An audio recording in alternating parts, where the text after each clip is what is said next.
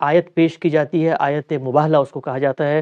سورہ آل عمران آیت 61 کہا جاتا ہے کہ اس آیت میں اللہ تعالیٰ نے رسالت مآب صلی اللہ علیہ وسلم کے اہل بیت کی تعین بھی کر دی تھی، اور ان اہل بیت میں جو لوگ شامل ہیں پنجتن پاک، ان کی ایک خاص دینی حیثیت اور ذمہ داری بھی بیان کر دی تھی۔ آیت کیا ہے اس سے استدلال کیا جاتا ہے، ہم صاحب کی خدمت میں رکھ کے آگے بڑھاتے ہیں۔ ہم صاحب آیت کا ترجمہ ہے: اے پیغمبر، اس معاملے میں تمہارے پاس صحیح علم آ جانے کے بعد جو آپ سے حجت بازی کرے تو آپ ان سے کہیں کہ آؤ ہم اپنے بیٹوں، اپنی اپنی عورتوں اور اپنے اپنے نفسوں کو بلائیں اور پھر مباہلہ کریں، یعنی بارگاہ خدا میں دعا و التجا کریں اور جھوٹوں پر خدا کی لعنت قرار دیں، یعنی ہم اپنے بیٹوں کو بلائیں اور ہم اپنی عورتوں کو بلائیں تو اپنی عورتوں کو بلاؤ، اور ہم اپنے نفسوں کو بلائیں تو اپنے نفسوں کو بلاؤ، پھر اللہ کے سامنے گڑ گڑائیں اور جھوٹوں پر لعنت طلب کریں۔ کہا جاتا ہے کہ مباہلہ کا یہ واقعہ 9 ہجری میں 24 ذی الحجہ کو پیش آیا، اور رسالت پاک صلی اللہ علیہ وسلم نے نجران کی عیسائیوں کو ایک خط لکھا۔ مختلف مفسرین یہ کہتے ہیں کہ ہمارے بیٹوں سے مراد امام حسن امام حسین ہیں، اور داؤنا سے مراد حضرت زہرا علیہ السلام یعنی سیدہ فاطمہ ہیں۔ اسی طریقے سے جب کہا گیا کہ ہمارے نفسوں یعنی ہماری جانوں، تو اس سے مراد سیدنا علی ہیں۔ کہا جاتا ہے کہ اللہ کے پیغمبر کو ہدایت کی گئی کہ ان لوگوں کو اپنے ساتھ لے کر جائیں اور مباہلہ کریں، اور مختلف کتابوں میں آیا ہے کہ پھر اللہ کے پیغمبر ان لوگوں کو لے کر نکلے، اور نکلنے کے بعد نصارہ نجران نے جب رسالت مآب صلی اللہ علیہ وسلم کے ساتھ آنے والے افراد کی دلیلانہ صدق اور اخلاص کا مشاہدہ کیا تو اللہ کی عقوبت کے عذاب کے خوف سے وہ پیچھے ہٹ گئے اور مباہلے سے فرار ہو گئے اور مباہلہ ہار گئے۔ ہم سب استدلال یہ کیا جاتا ہے کہ اللہ تعالیٰ کو کیا ضرورت پیش آئی تھی، اللہ کے پیغمبر ہیں، ان کے صحابہ کی جماعت ہے، یہاں پر تو کہا گیا اللہ کے پیغمبر کو کہ اپنے بیٹوں کو اور اپنی عورتوں کو اور اپنے نفسوں کو لے کر آؤ، تو پھر تو بات ثابت ہوتی ہے کہ اللہ نے آپ صلی اللہ علیہ وسلم کی ان پشتن پاک کو بہت غیر معمولی اور خصوصی حیثیت بھی دی اور اپنے مشن کے ایک تکوینی معاملے میں استعمال بھی کیا۔ آپ نے آیت پڑھ دی، آیت کی تفسیر میں جو روایتیں بیان کی جاتی ہیں وہ بھی آپ نے بیان فرما دیں۔ میرا کم سے کم اس پر تبصرہ یہ ہے کہ اگر یہ تفسیر ہے تو پھر تحریف کس کو کہتے ہیں؟ سلامتی ہے ان آنکھوں پہ جو ہدایت پہ نظریں جمائے بیٹھی ہیں، ان کانوں پہ جو ذکر خیر کے منتظر رہتے ہیں، اور ان قدموں پہ جو ہدایت کی راہ پہ گامزن ہیں۔ آپ قرآن مجید کو نکالیے اور یہ سارا واقعہ خود قرآن سے سمجھیے۔ بالکل واضح ہے کہ مخاطبین مسیحی ہیں، مسیحی اہل کتاب۔ اہل کتاب کی تعبیر قرآن مجید جس طرح یہود کے لیے اختیار کرتا ہے اسی طرح نصارہ کے لیے بھی اختیار کرتا ہے۔ ان کے سامنے خود مسیحیت کے نقطہ نظر کی تردید میں قرآن کیا کہتا ہے اس کی وضاحت کی گئی۔ پیچھے سے آپ پڑھیں تو یہ معلوم ہوتا ہے کہ ایک بڑا غیر معمولی خطبہ ہے جس میں یہ بتایا گیا ہے کہ سیدنا مسیح علیہ السلام کی پیدائش کیسے ہوئی، پس منظر کیا تھا، سیدہ مریم کی کیا حیثیت تھی، مختلف مراحل سے گزر کر کیا کیا معاملات پیش آئے، ان کی دعوت کی کیا نوعیت رہی، یہ سب کچھ بیان کر دیا گیا ہے۔ یہ بیان کر دینے کے بعد اب آخر میں یہ آیت آتی ہے، اور اس میں یہ فرمایا ہے کہ یہ علم تو اب آ گیا، یعنی اگر کسی چیز میں ابہام تھا تو دور ہو گیا، وضاحت ہو گئی، ہر لحاظ سے ہم نے بتا دیا کہ مسیح کون تھے، پس منظر کیا ہے، ان کی پیدائش کس طرح سے ہوئی تھی، انہوں نے نبوت کی گواہی کس طریقے سے دی، اللہ تعالیٰ کا ان کے ساتھ کیا معاملہ ہے۔ یہ العلم ہے، یعنی ایک علم تو وہ ہے جو میں آپ بیان کرتے ہیں، اس کا تعلق ہمارے فہم سے ہوتا ہے۔ یہ علم آسمان سے آ گیا ہے، اللہ تعالیٰ کی طرف سے آ گیا ہے۔ جب علم کے طریقے پر حقائق واضح کر دیے جائیں تو ایک معقول شخص کو یا ایک معقول گروہ کو تو علمی طریقے سے اس کو سمجھ کر مان لینا چاہیے، لیکن قرآن کہتا ہے کہ لوگ بالعموم ایسا نہیں کرتے۔ جب کچھ چیزیں ان کے تعصبات بن جاتی ہیں، ان کی تاریخ بن جاتی ہیں، ان کے فرقے اور ان کے گروہ بن جاتی ہیں، اس کے لیے خاص تعبیریں وجود میں آ جاتی ہیں، تو پھر وہ اللہ تعالیٰ کی طرف سے آنے والے علم کے مقابل میں بھی تمرد اختیار کر لیتے ہیں۔ یہ ساری بات بیان کرنے کے بعد قرآن کہتا ہے فمن حاجک من بعد ما جاءک من العلم، یہ جو العلم تمہارے پاس آ گیا ہے، اگر اس کے بعد بھی کچھ لوگ اصرار کرتے ہیں کہ وہ بحث کریں گے، وہ مجادلہ کریں گے، وہ جھگڑیں گے، یعنی وہ اس پر مصر ہیں، تو اب علم کے بعد کیا کیا جائے؟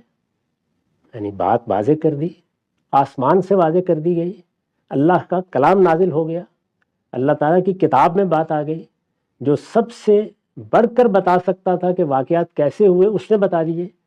انسانوں کے اندر کوئی اختلاف تھا تو اس کو دور کرنے کی اس سے بڑھ کر کیا شکل ہو سکتی تھی کہ آسمان کی وحی آ جائے؟ تو فرمایا کہ وہ آ گئی، اس لیے اب علم و استدلال کا معاملہ تو ختم ہو گیا، اور جب علم و استدلال کا معاملہ ختم ہو گیا ہے تو ایک طرف اب مسلمانوں کی جماعت یعنی محمد الرسول اللہ والذین معہ، رسول اللہ یعنی محمد صلی اللہ علیہ وسلم اللہ کے پیغمبر کی حیثیت سے موجود ہے، وہ صحیح بات کی دعوت دے رہے ہیں، اللہ کا کلام ان پر اتر رہا ہے، اللہ کا پیغام پہنچ رہا ہے، ان کے ساتھی ہیں یعنی وہ لوگ جو ان پہ ایمان لے آئے ہیں۔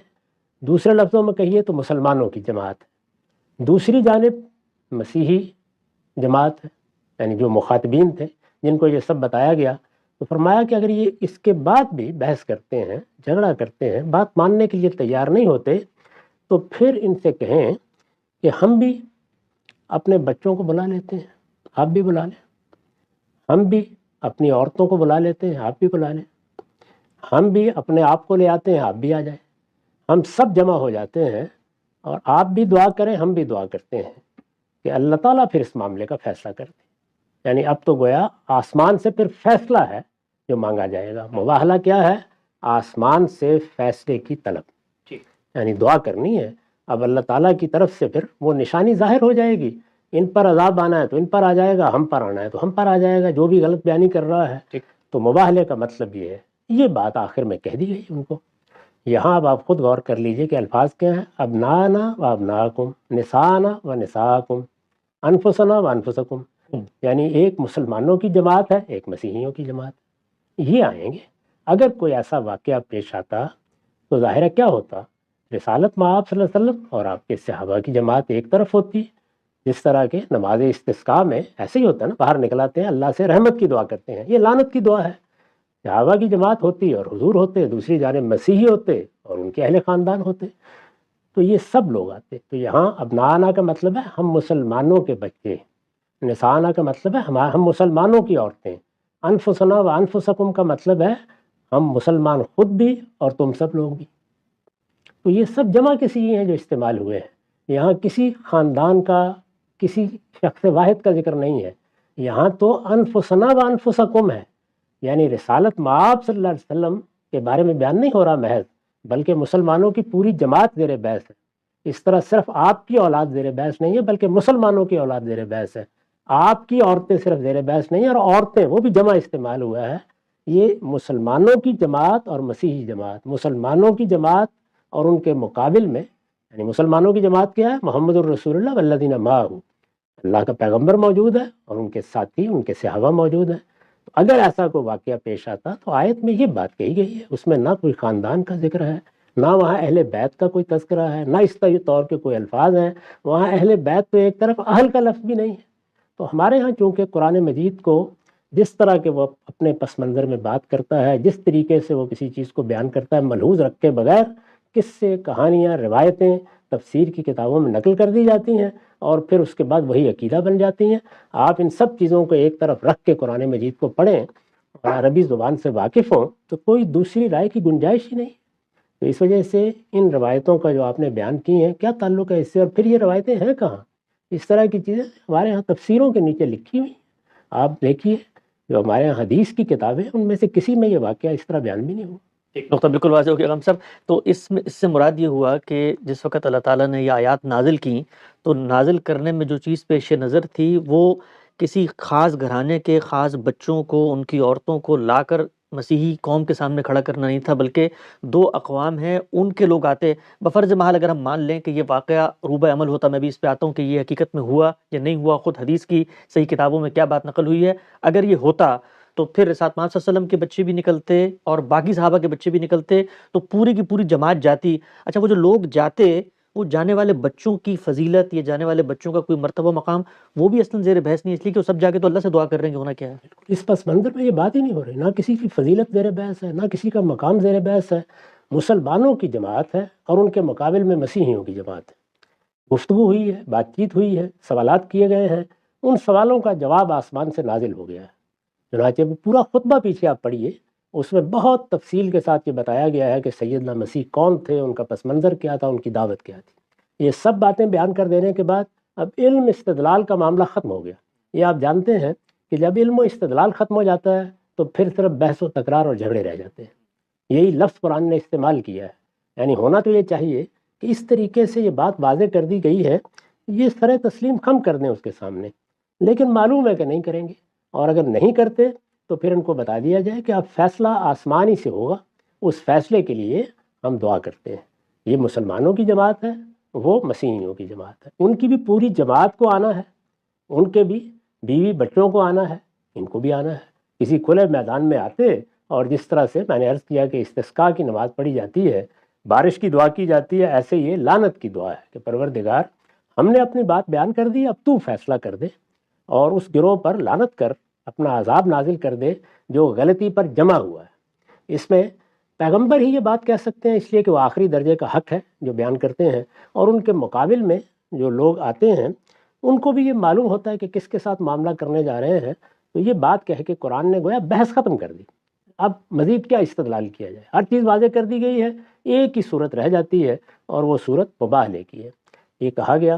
اس کے بعد آپ حدیث کی کتابیں نکالیے اور دیکھیے، ان میں بڑی صراحت کے ساتھ بیان کیا گیا ہے کہ یہ بات جیسے ہی کہی گئی، وہ لوگ گئے، انہوں نے جا کے اس پہ غور کیا، اور پھر انہوں نے یہ رائے قائم کی کہ یہ پیغمبر ہیں، اگر پیغمبر ہیں تو ہم مباہلے کے میدان میں آئیں گے تو نسلیں برباد ہو جائیں گی، اور اگر یہ نہیں ہے تو نہ ہوا کرے، یعنی ہم کیوں اپنے آپ کو اس خطرے میں ڈالیں۔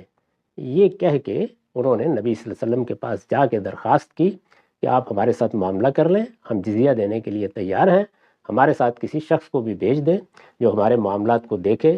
گویا انہوں نے مسلمانوں کی بالادستی کو قبول کر لیا، دین تو قبول نہیں کیا لیکن ان کی سیاسی بالادستی کو قبول کر لیا۔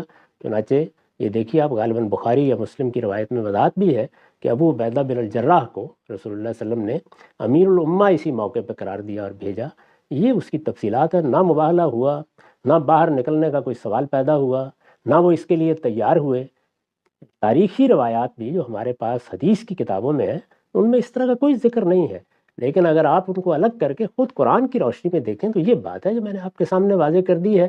قرآن مجید سے بات واضح ہو گئی، واقعہ جس طرح کے حدیث کی کتابوں میں بیان ہوا ہے وہ بھی میں نے بیان کر دیا، اس میں اس طرح کی کوئی چیز سرے سے زیر بحث ہی نہیں ہے، نہ مباہلہ ہوا، نہ باہر نکلنے کی نوبت آئی، نہ لوگوں نے اپنے بچوں کو اکٹھا کیا، سرے سے کچھ ہوا ہی نہیں۔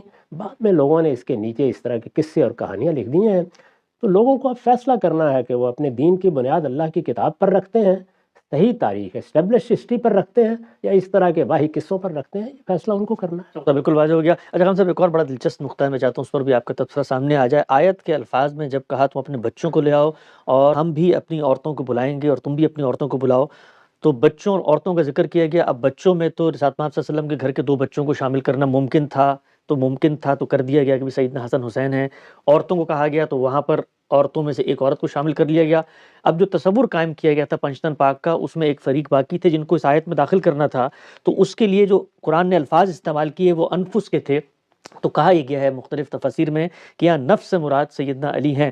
آپ نے جو ترجمہ کیا ہے میں اس کو پڑھ دیتا ہوں۔ آپ نے ترجمہ یہ کیا کہ پروردگار کی طرف سے یہی حق ہے، لہٰذا تم کسی شبہ میں نہ رہو، پھر یہ علم تمہارے پاس آ جانے کے بعد بھی جو اس معاملے میں تم سے جھگڑیں تو کہہ دو کہ آؤ ہم بھی اپنے بچوں کو بلائیں اور تم بھی اپنے بچوں کو لے آؤ، اور ہم بھی اپنی عورتوں کو بلائیں اور تم بھی اپنی عورتوں کو لے آؤ، اور آؤ ہم اور تم خود بھی آ جائیں۔ یہ انفس کا ترجمہ آپ نے کیا، ہم اور تم خود بھی آ جائیں، اور اس کی آپ نے وضاحت میں بھی لکھا کہ عربی زبان کے اسلوب کے مطابق میں نے یہاں پر جو چیزیں تھیں ان کو کھول دیا ہے۔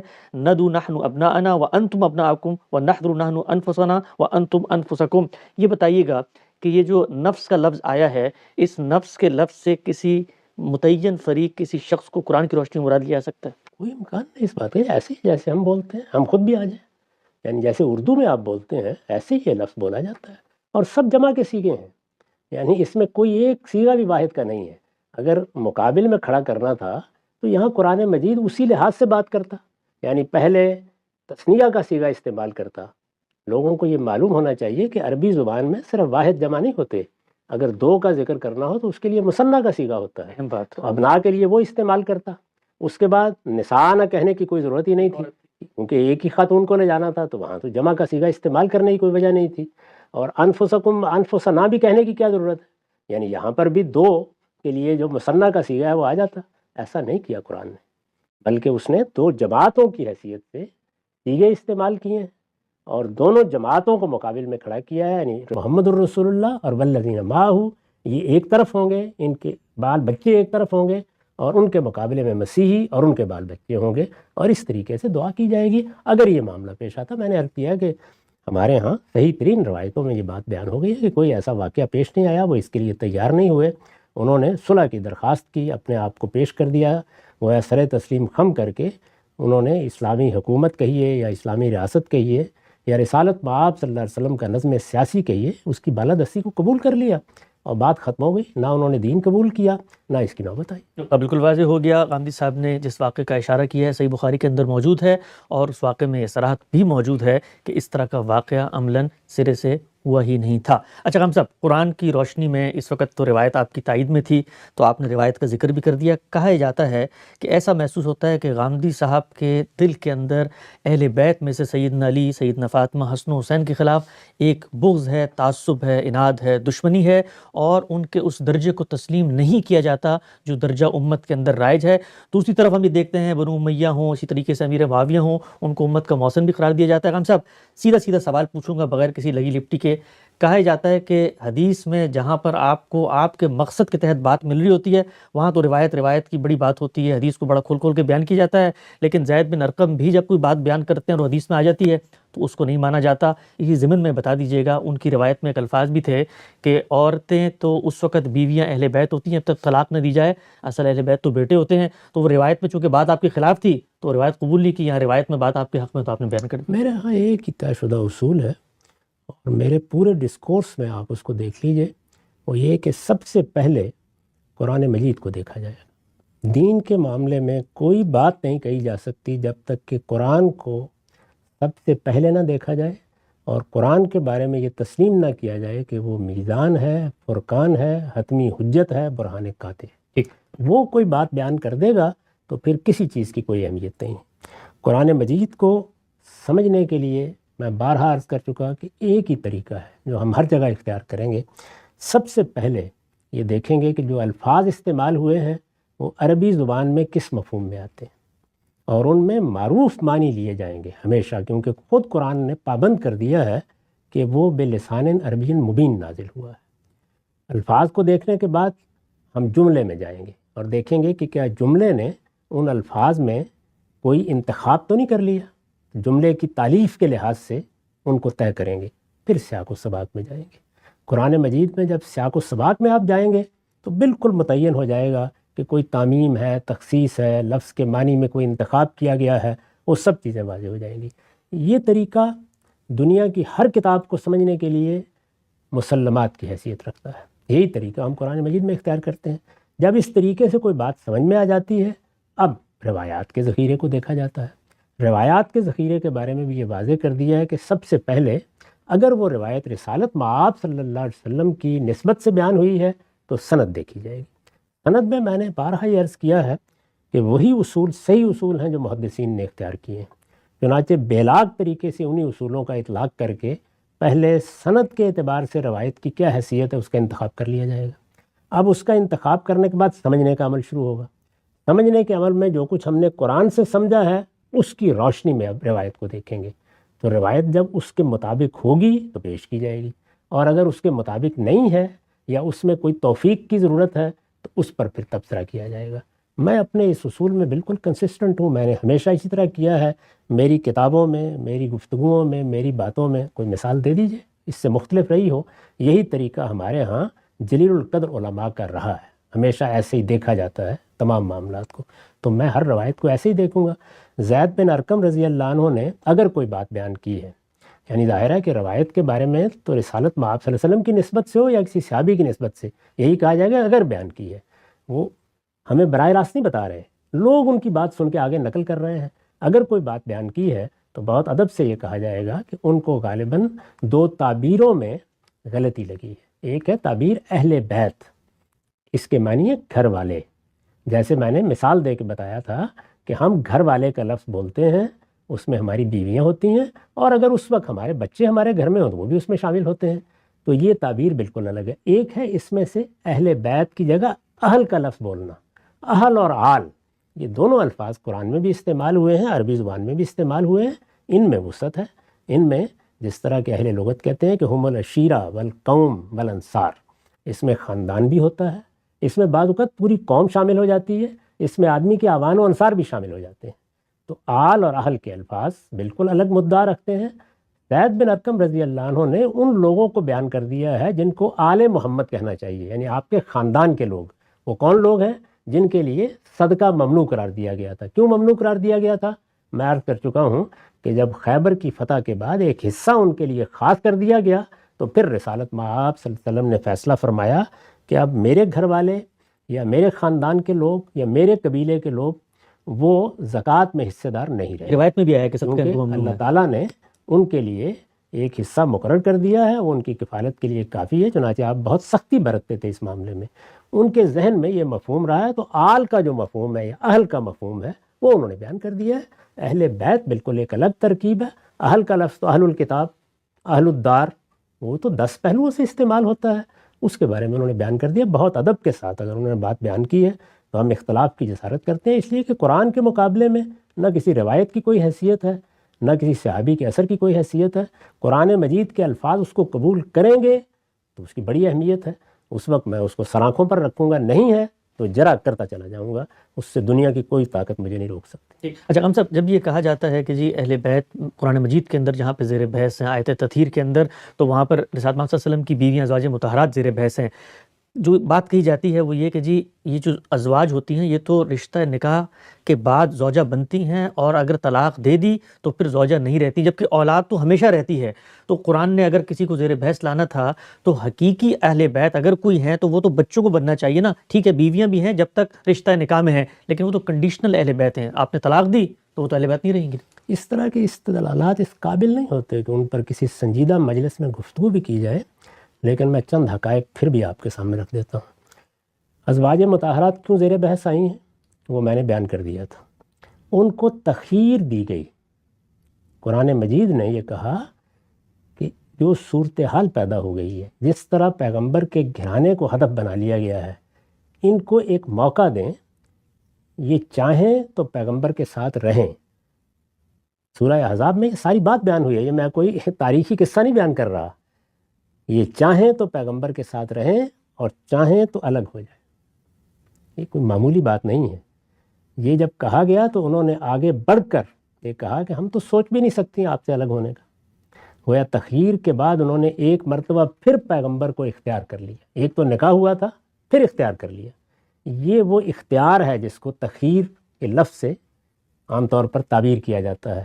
اس کے بعد پھر وہ سارے احکام دیے گئے ہیں، یعنی جب دوبارہ انہوں نے رسول اللہ کا انتخاب کر لیا۔ آپ کو معلوم ہے کہ سیدہ عائشہ سے جب آپ نے کہا کہ اپنے والد سے مشورہ کر لو، تو انہوں نے یہ کہا کہ مجھے اس کی کوئی ضرورت نہیں، میں آپ ہی کا انتخاب کرتی ہوں۔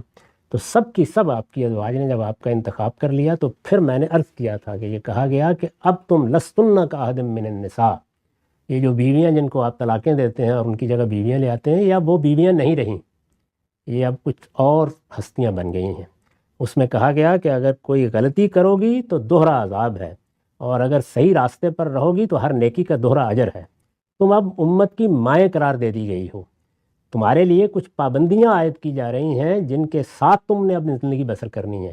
تمہارا اصل کام اب اس حکمت کا چرچا کرنا ہے جو تمہارے گھر میں نازل ہوتی ہے۔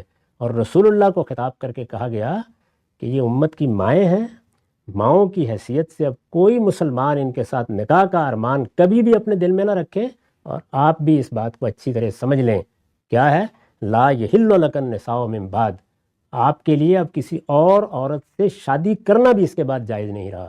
وَلَا أَن تَبَدَّلَ بِهِنَّ مِنْ أَزْوَاجٍ، اور آپ ان کو طلاق دے کے اب ان کی جگہ کوئی دوسری بیوی بھی نہیں لا سکتے۔ طلاق تو ہو ہی نہیں سکتی۔ تو اس وجہ سے لوگوں کو چاہیے کہ وہ اللہ کی کتاب پڑھیں، دیکھیں وہاں کیا زیر بحث ہے، کیا کہا جا رہا ہے، کیا اس کے نتائج ہیں۔ میں اس پر اس کے سوا کیا عرض کر سکتا ہوں کہ یہ چیزیں تو اس قابل بھی نہیں ہیں کہ ان کو التفات کی نگاہ سے دیکھا جائے، لیکن اب آپ نے فرمایا تو میں نے تبصرہ کر دیا۔ بالکل واضح ہو گیا ہے۔ غامدی صاحب کے ساتھ ہم ان اہم امور کے اوپر تبادلہ خیال کر رہے ہیں جس پر ہماری امت میں عقائد کی پوری فہرستیں بنا دی گئی ہیں۔ انشاءاللہ پوری کی پوری پیشکش کے اوپر جو کچھ اختلافات سامنے آتے ہیں ٹھنڈے دل و دماغ سے علمی استدلالی فکری انداز میں زیر بحث لاتے رہیں گے۔ وقت یہاں پہ ختم ہوتا ہے، دوبارہ حاضر خدمت ہوں گے، اب تک آپ کا بہت شکریہ۔